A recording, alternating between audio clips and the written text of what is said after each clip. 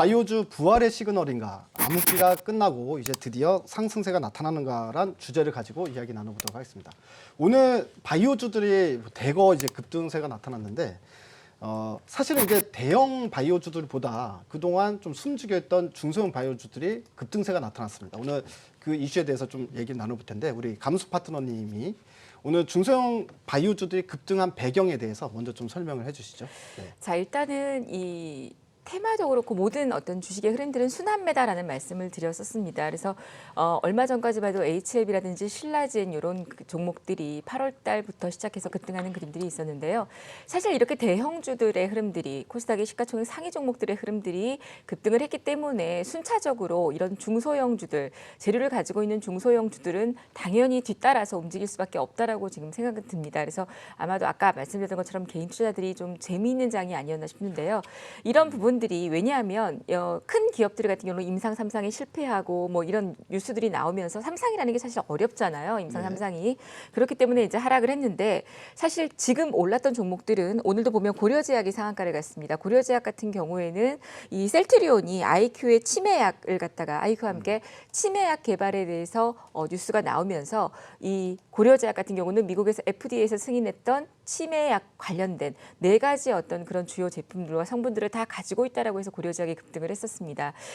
그래서 이런 것도 움직였고요. 그리고 또 비보존 관련주들이 오늘 또 반등 나오는 그림들도 보여주는 모습이었었고 또 이런 소형주들의 움직임들이요. 일단 제가 볼 때는 이 치매 관련주 하면 한 가지 제가 사이드로 말씀을 드리면 우리가 저출산을 얘기를 하면 다들 보령 메디앙스 아가방 컴퍼니를 얘기하잖아요. 근데 제가 항상 말씀을 드립니다. 이거는 어폐가 있다라고 얘기를 하죠. 왜냐하면 저출산이라는 거는 일단 영유아 출산이 없다는 건데 근데 왜 보령 메디앙스랑 아가방 컴퍼니가 수혜주가 되냐고요. 애가 없는데. 그러면 사실 관련주는 난임이나 그다음에 뭐 기형아 검사 진단 키트라든지 출산을 장려할 수 있는 종목들이 움직여야 되고 또 반대급부적으로 인구 고령화 사회가 이어지면서 65세 이상의 인구가 7% 이상을 차지하면 이미 고령화로 접어든다고 하는데요. 우리 대한민국 같은 경우는 2000년부터 이렇게 고령화 시대에 접어들었습니다. 그래서 고령화 시대로 접어들면 그 고령화 노인들을 위해서 우리가 할 수 있는 게 관절, 치매, 뭐 이라든지 이런 것들이 있겠죠. 근데 그중에 가장 중요한 건 치매예요. 그래서 제가 그때도 주식을 열심히 하시라고 치매 안 걸리려면 이런 말씀을 드렸는데 우리가 사실 벽에다가 뭐 칠하는 일은 하지 말아야 될 거 아니에요. 그래서 치매는 국가에서도 굉장히 큰 예산을 차지하고 있습니다. 그래서 앞으로는 제약 바이오의 흐름들이 뭐 전망에서도 말씀을 드리겠지만 이런 어떤 소형주들의 하나하나의 기폭제들이 나오면서 상승을 된 거고 대형주들이 먼저 움직여줬기 때문에 소형주들이 이렇게 따라가는 그런 모습을 보여줬다라고 보여집니다.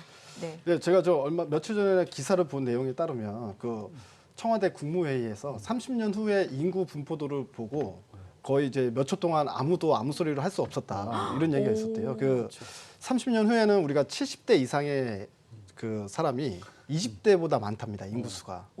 그래서 이제 우리 큰일 났다. 이제 그런 얘기도 봤었는데 그렇기 때문에 오히려 더 치매 관련주들은 중장기적으로 상당히 좀 길게 아이 없으시죠? 이제 곧 생깁니다. 네. 저도 이제 애국을 좀 하려고. 우리 김우신 파트너님은 이제 애가 셋이니까 당당하게 말씀하셔도 되는데 그런 거 이 바이오 섹터에 대해서 좀 당당하게 좀 분석 좀 해주시죠. 아이가 셋이니까. 제가 애국자죠. 우리 백진수 대표님도 이제 곧 애국자가 되고요. 우리 다 애국자입니다. 본론으로 들어가겠습니다. 바이오에 대한 흐름들 제가 뭐 우리 정주행 시간을 통해서 여러 번 강조드렸던 부분들 중에 하나가 우리나라의 미래 먹거리 산업 중에 하나는 바이오다라고 말씀을 드렸었습니다. 그래서 지난 8월 달에 바이오가 폭락을 할 때에도 여기가 바이오의 바닥 저점이다라고 말씀드리면서 뭐 삼성 바이오로직스라든지 셀트리온 헬스케어 뭐 이런 여러 가지 근거가 있는 실적이 나오고 있는 바이오 종목들 바닥이다라고 강조를 드렸었는데 그 뒤로 주가 엄청나게 많이 올랐죠.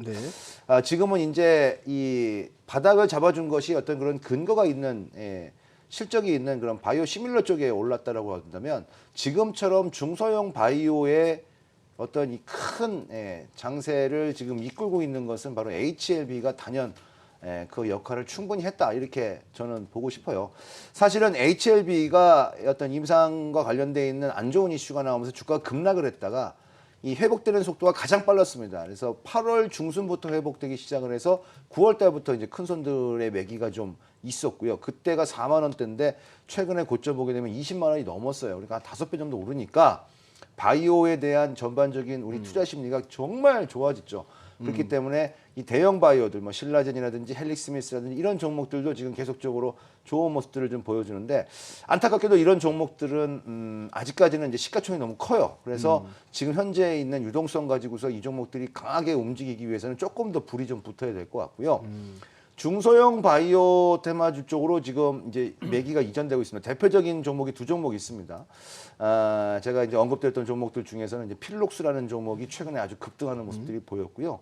그 다음에 텔콘 RF 제약이 이 비보전 관련돼 있는 그런 이슈가 생기면서 주가가 급등하는 그런 모습들이 좀 보였습니다. 그래서 뭐 필록스라든지 텔콘 RF 같은 제약 같은 이런 회사들의 시가총액이 껑충 뛰었거든요. 이게 이제 뭐냐면 시장 안에서 제약바이오의 순환매가 굉장히 많이 빠르게 도는 거예요. 예를 들어서 제가 하나 말씀을 드릴게요. 제약바이오를 제일 먼저 바닥권을 선취를 한 어떤 큰 손들이 있을 거 아닙니까? 그들이 예를 들어서 뭐 HLB를 가지고서 뭐 4배까지는 못 먹었겠지만 뭐 한 2~3배 이상 먹었다고 가정을 한다면 한 1,000억을 벌었다라고 가정을 할게요. 그러면 이제 1,000억 벌었으니까 차익을 챙기고 싶겠죠? 그러면 그 차익 챙긴 그 물량을 가지고서 어떻게 다른 바이오 쪽에 또 어떤 좋은 게 없을까라고 보다 보니까 그게 이제 뭐 필록스라든지 텔콘 RF 제약 쪽으로 매기가 이전된 거예요. 이런 게 순환매 과정이거든요.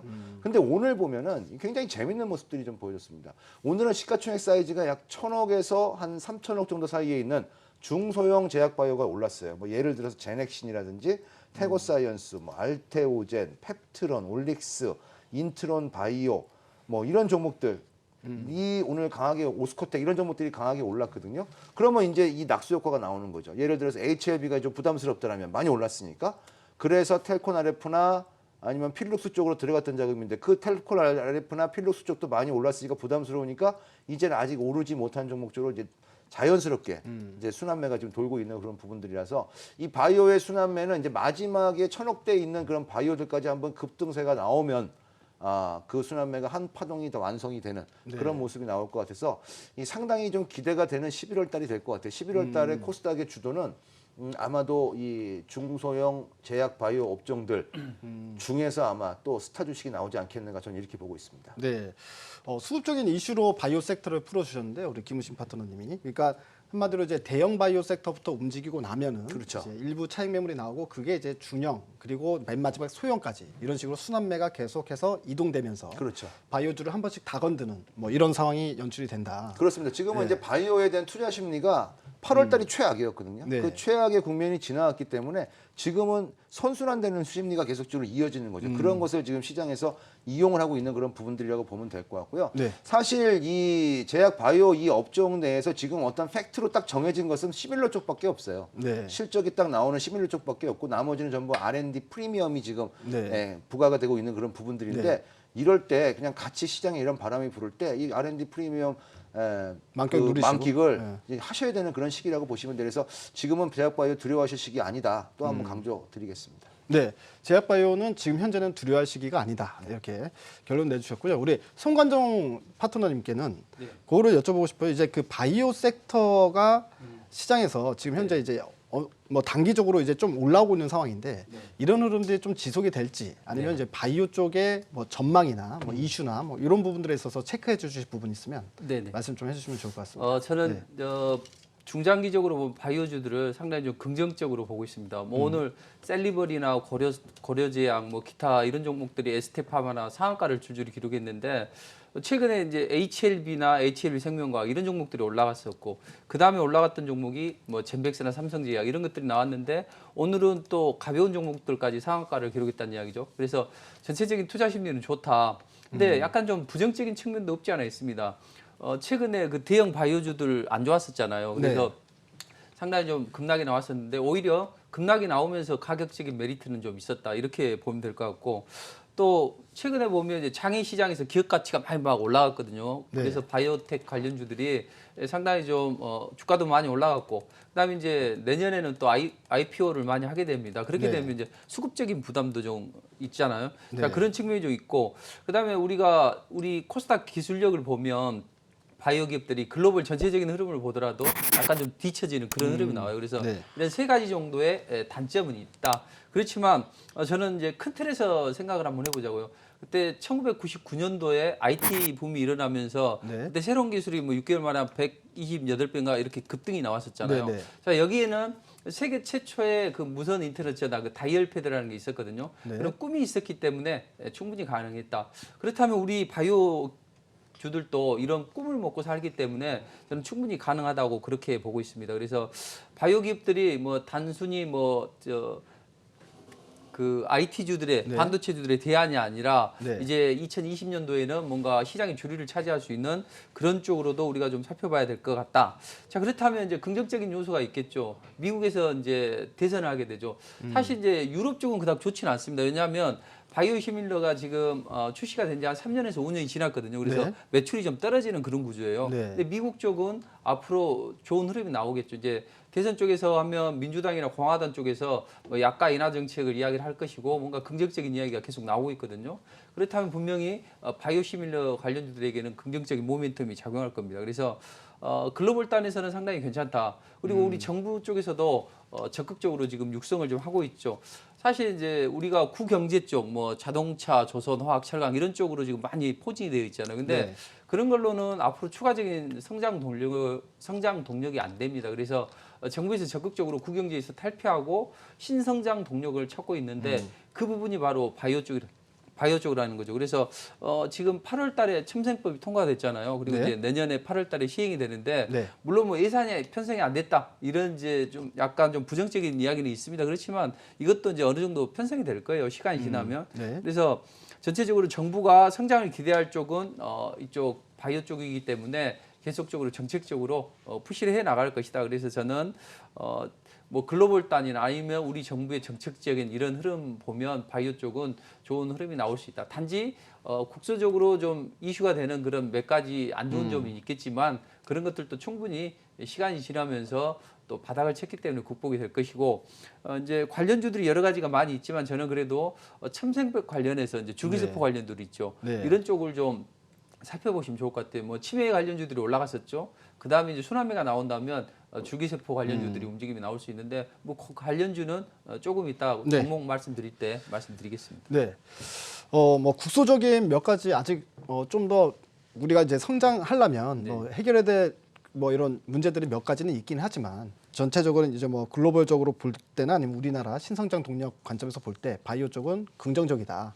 이렇게 말씀해 주셨고 요 한 단계 이제 더 나아가서 이제 줄기세포가 이제 결국엔 신약 그 단 안에서 가장 이제 하이 레벨이잖아요. 네. 예, 줄기세포 관련주들도 이제 관심 있게 보면 좋을 것 같다. 이렇게 정리를 해주셨습니다. 일단 세 분이 뭐 공통적으로는 이제 바이오 섹터에 대해서 긍정적으로 보고 계신 것 같긴 한데 그 사실 이제 스톡옵션 그 문제가 또 불거졌잖아요. 그 특례 상장으로 해가지고 사실은 성과도 없는데 임원들은 돈 벌었다. 뭐 이런 이야기가 있는데 그 부분에 대해서 우리 감숙 파트너님께서 좀 모럴 해저드 부분이긴 한데 좀 네. 이야기 좀 해주시죠.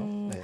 지금 제가 이제 화면을 하나 띄워서 보여드리도록 네. 하겠습니다. 이 스톡옵션 부여 특례 상장에 대한 단기 순손실과 주식 보상 비용의 규모 현황이라고 해서 여기 이제 화면이 나오는데요. 보시는 것처럼 이제 파란색 요 맞대기가 단기 손실 규모고 그리고 이제 요 빨간색 점들이 주식 보상 규모다라고 보시면 될 것 같아요. 네. 지금 이제 최근 2년 동안에 이 특례 상장이 됐던 기업들의 흐름들 58개 기업 중에서 51개 기업사가 임원들에게 이제 사실 스톡옵션이라는 거는 네. 뭔지는 아실 거예요. 일단은 뭐 성과급 보수제도다라고 보시면 될 것 같습니다. 주식으로 주는. 네. 그런데 일단은 2,240명에게 스톡옵션 부여를 했는데 문제는 이 제약바이오에 특례 상장한 기업이 36개 기업인데요. 이 중에서 스톡옵션 전체 비중의 85.1%를 차지할 만큼 제약바이오의 종목들은 거의 임원들이 네. 85% 이상이나 스톡옵션 행사를 다 하면서 이미 다 행사가 됐다라는 걸 볼 수 있어요. 근데 중요한 건 이 중에서 영업이익을 얻어서 성과가 냈던 기업은 단 한 개 기업밖에 안 된다라고 네. 합니다. 그러니까 중요한 건 정말 이 스톡옵션에 대한 본질적인 이런 네. 내용들은 다 무시한 채 그냥 임원들의 어떤 보면 돈 챙기기, 자기 돈 네. 챙기기의 어떤 흐름들이 아니었나 싶어서 요게 조금 그동안의 어떤 제약 바이오 그리고 또 중요한 건요. 92% 이상이 고점에서 다 매도를 했어요. 네. 이게 참 슬픈 현실인데 얼마 전에도 왜 신라젠이 이 안 좋은 뉴스 악재 네. 나오기 직전에 바로 임원이 매도했던 대량 매도 물량이 나왔던 흐름들 볼 수 있죠. 그래서 이런 흐름들을 참고를 좀 하시면서 지금 이제 제가 조금 걱정스러운 건 시장에서 이상하게 제약 바이오가 한참 움직이고 난 다음에 이렇게 매스컴에서랑 뉴스들이 나오면서 나오기 시작을 합니다. 네. 그럼 이제 개인 투자가들 같은 경우는 이제서야 관심을 막 가지시거든요. 네.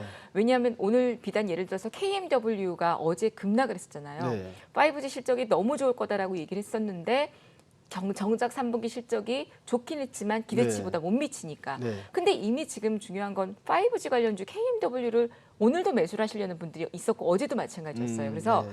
제약 바이오가 이제 막 좋아지니까 이런 얘기들이 막 많이 나오고 다루고 있는데 저희 한국경제방송에서도 지금 얼마 전부터 계속 제약 바이오를 말씀드렸었죠. 그래서 이미 올라간 종목들 말고 우리 대표님 말씀하신 것처럼 순환매의 흐름들이 네. 있기 때문에 저는 이제 저점에 있는 종목들을 보시라는 말씀드리겠고요. 그리고 이 스톡 옵션에 대해서 말씀드린 것처럼 분명히 그런 어떤 개인들이 당할 수 있는 네. 그런 부분이 있다라는 거를 염두를 좀 해주시면 좋을 것 같습니다. 네. 네. 그러니까 도덕적 해이, 모럴 해저드 문제가 이제 발생될 수밖에 없는 그런 구조가 바이오 네. 업종들, 특히나 그렇죠. 특례 상장한 바이오 기업들한테 도사리고 있다.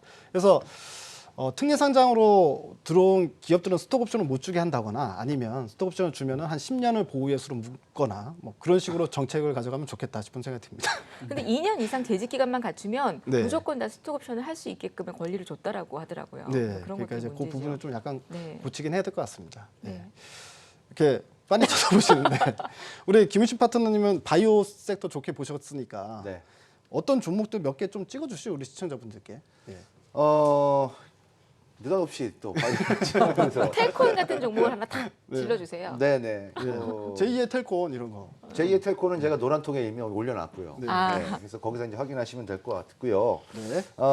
몇 종목 정도 좀 지금 중소형 테마 바이오들 중에서 좀 흐름이 좀 괜찮은 종목들을 좀 몇 개 좀 보여드리면 뭐 제넥신 같은 경우는 시가총액이 1조 4천억이기 때문에 좀 커요. 그렇기 때문에 요거는 좀 무거운 그런 흐름들이 없지 않아 있을 수 있겠습니다만 그래도 최근에 주가 흐름 상당히 양호하게 좀 진행이 좀 되고 있고요. 그다음에 알테오젠이라는 종목도 이게 조만간에 이제 신고가가 날 것 같습니다. 지금 네. 보게 되면은 이 바이오가 신고가 나는 종목들이 흔치 않은데 이 알테오젠이 이제 역사상 최고가가 이제 5만 원인데 이 5만 원에 거의 이제 근접을 해서 아마 흐름이 좀 좋아지지 않겠는가라고 보고 있고요. 일단 바닥에서 움직이는 종목들 중에서는 시가총액 한 2천억대 있는 종목 중에서 뭐 펩트론지라든지, 그다음에 뭐 올릭스라든지, 그다음에 뭐 인트론 바이오, 그다음에 뭐 앱클론 이런 종목들은 지금 바닥권에서 지금 움직이고 있는 한 2, 3천억대 정도에 있는 중소형 바이오들이고요. 지금 핵심 종목은 제가 이따가 쌈 리부트에서 공개해드리도록 하겠습니다. 오늘 또 쌈 리프트에서 또 핵심 이 중에서 가장 좋은 종목을 또 가지고 나오신 것 같으니까 시청자분들 채널 고정해 주시고 끝까지 보면 이 중에서 또 베스트가 나올 것 같습니다. 제가 이거 다 받아 적어서 불러드리려 그랬는데요. 더 좋은 종목이 있다니까 패스하도록 하고 우리 그 송관종 대표님 같은 경우도 줄기세포 관련주도 관심 있게 보자 말씀하셨는데 아마 네. 관심주가 있을 것 같거든요. 몇 네. 개만 소개 좀 해주시죠. 그것은 잠시 후에 말씀드리도록 하고 네, 다들 시청자를 잡아놓기 위해서 노력들을 하시네요. 아니 네. 그 동성제약 같은 종목도 잘 보시면 좋을 것 같아요. 그 네. 복강경을 통해서 췌장암을 치료하는데 네. 이 부분에서 상당히 세계적으로 획기적인 기술력을 가지고 있기 너무 때문에 좋죠. 네, 그렇죠. 그리고 또 상승 초기이기 때문에 네. 동성제약 같은 종목 관심 가지시면 될 것 같습니다. 네, 동성제약. 네. 그리고 이따가 쌈 리부트에서 또 하나 네. 더 가지고 나오신 거예요. 네네. 네.